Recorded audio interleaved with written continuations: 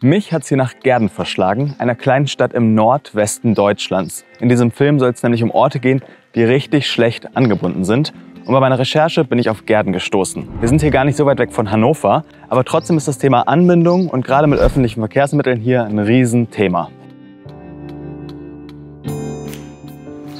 Hi Niklas, danke für deine Zeit. Kein Problem, gerne. Wir sind ja hier schon am richtigen Ort an der Bushaltestelle. Erklär mir doch einmal, wo sind wir gerade ganz genau, wo befinden wir uns in Gehrden? Also wir sind in einem Ortsteil von Gehrden und der heißt Reddersee. Hier kommen 2 Buslinien am Tag lang und die verkehren im Halbstundentakt. Genau. Von hier aus Reddersee kann die Busverbindung dann bis zu 1 Stunde und 45 Minuten gehen, was für einen Bürger, der jetzt einfach mal schnell nach Springe oder Hannover möchte, nicht zumutbar ist. Genau, du hast ja netterweise gesagt, dass du mir einmal zeigst, wie diese Route eigentlich abläuft. Deswegen warten wir jetzt noch eben auf den Bus und fahren dann einmal los.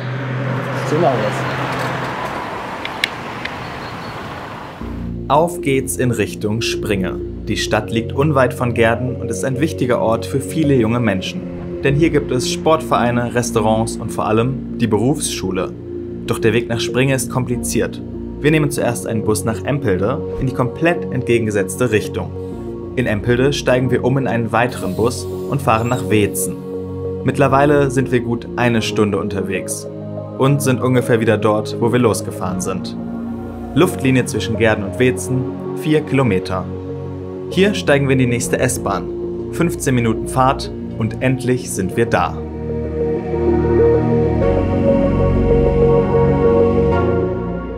Die Fahrt hat jetzt fast 2 Stunden gedauert, aber wir haben es geschafft.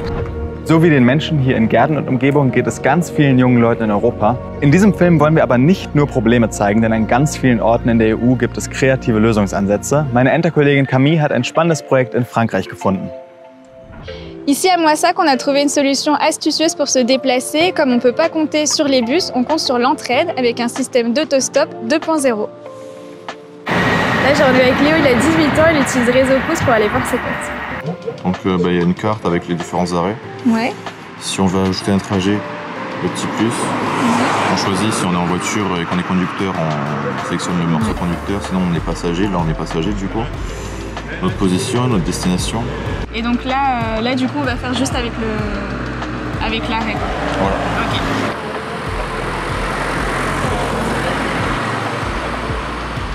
Tu te sens gêné quand tu fais du stop? C'est vrai. De ouf. Faut surmonter ça un peu. Et c'est bizarre, mais je pense que ce serait dans une ville où je connais personne, ce serait différent. Ouais. Mais du coup là, je me dis toujours s'il y a des gens que je connais un petit peu, ou de loin au moins.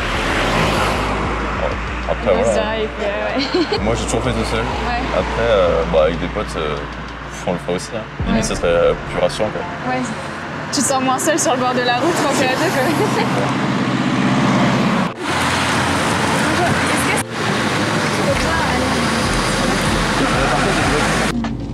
Vous allez vous rendre à Castel pour bosser ou pour, Non, pour faire une course. Pour faire une course.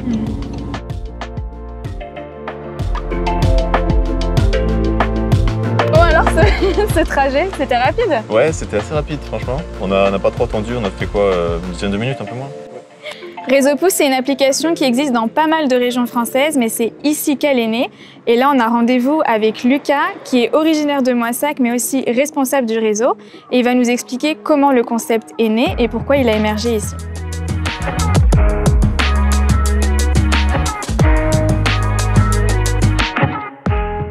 Voilà, nous, on intervient surtout sur des trajets du quotidien.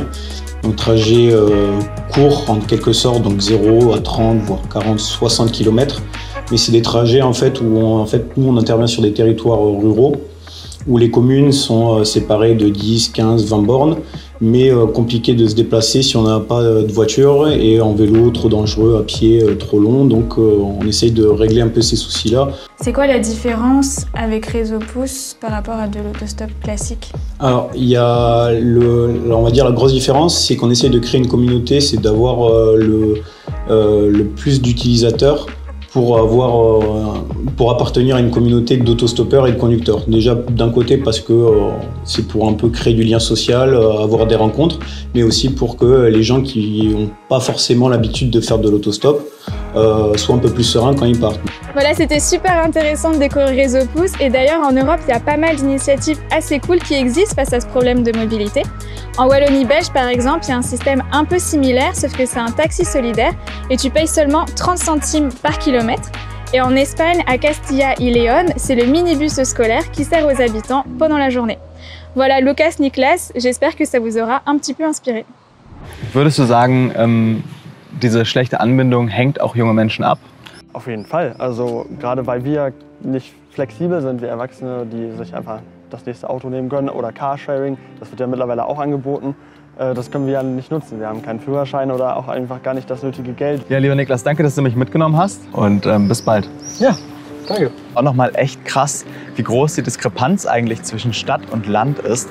In Berlin, da wo ich gerade aktuell wohne, da fährt einfach alle 5 Minuten eine S-Bahn, eine U-Bahn, ein Bus, ein Zug, alles Mögliche. Und hier auf dem Dorf, ja, da sitzt man eben 2 Stunden in Bus und Bahn, um in den Nachbarort zu kommen. Echt unfassbar. Da kann ich wirklich verstehen, dass sich viele junge Menschen abgehängt fühlen.